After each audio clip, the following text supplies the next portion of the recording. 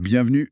Aujourd'hui, on plonge au cœur du mouvement, dans les mécanismes fascinants de nos muscles. Oui, on va explorer ensemble comment fonctionnent ces fameux muscles striés squelettiques. En se basant sur des documents scientifiques, on va essayer de comprendre d'où vient leur force et comment ils transforment l'énergie. Exactement, on va décortiquer la structure de la fibre jusqu'aux molécules d'actine et de myosine. Et voir comment l'énergie chimique Mhm. devient énergie mécanique, pour bouger quoi. Voilà, l'idée c'est vraiment de saisir l'essentiel de ces processus qui sont assez complexes quand même, hein. Alors commençons par la base.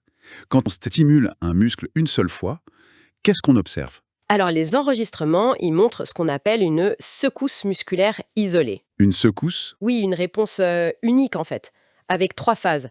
Un petit temps de latence, très court, Mhm. ensuite la phase de contraction, où la tension augmente, et enfin le relâchement, où elle diminue. D'accord. La réponse élémentaire en quelque sorte? C'est ça. Mais bon, nos mouvements, c'est rarement une seule secousse isolée, hein. Ah non, effectivement.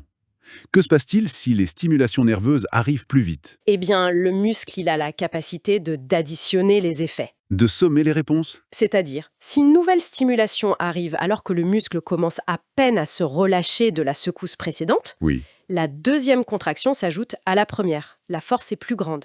C'est ce qu'on appelle une fusion incomplète ou partielle. d'accord. Et si elle arrive encore plus tôt? Pendant la contraction même? Alors là, on a une fusion totale, la force développée est encore supérieure. Et si ça continue?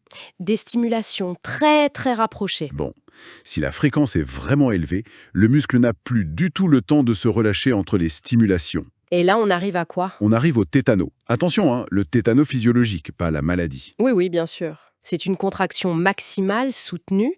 Elle peut être imparfaite si on voit encore de petites oscillations de tension, Mhm. ou parfaite si la tension est complètement lisse en plateau.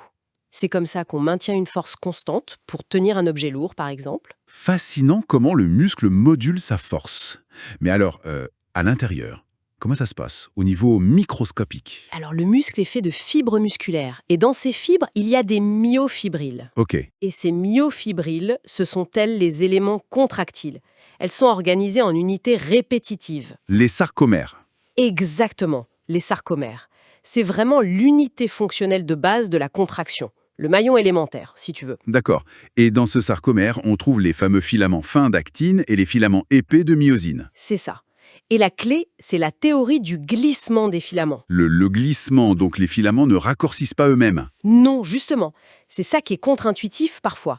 Ils ne changent pas de longueur, ils coulissent les uns par rapport aux autres. Ah, Les filaments fins d'actine glissent vers le centre du sarcomère, tirés par les têtes des filaments épais de myosine. du coup, visuellement, au microscope, on voit quoi? On voit que les points d'attache des filaments d'actine, qu'on appelle les stries Z, se rapprochent. D'accord. Les zones où il n'y a que de l'actine, les bandes claires I, et la zone centrale H, où il n'y a que de la myosine, tout ça rétrécit. Mais la bande A, où les filaments se chevauchent.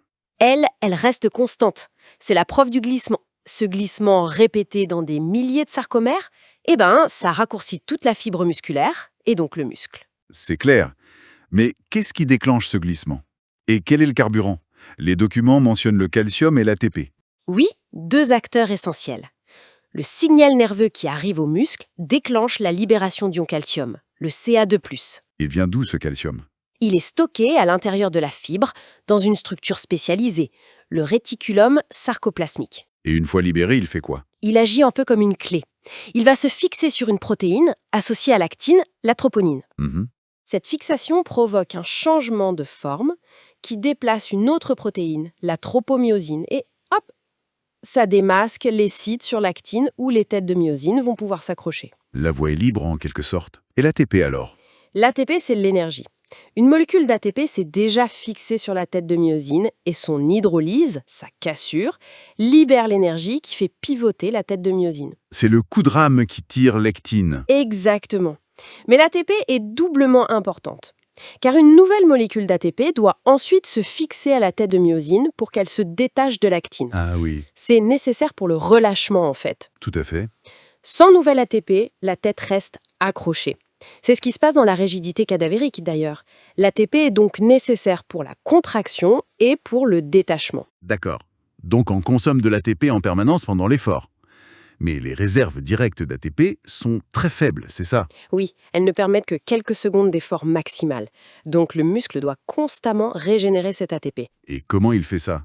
Grâce à 3 voies métaboliques principales, un peu comme différents moteurs qu'il peut utiliser. Ok, lesquels? Premièrement, la voie la plus rapide, dite anaérobie alactique. Elle n'utilise pas d'oxygène et ne produit pas d'acide lactique. C'est pourquoi ça? Pour les efforts très brefs et très intenses, genre un saut, un sprint sur quelques mètres.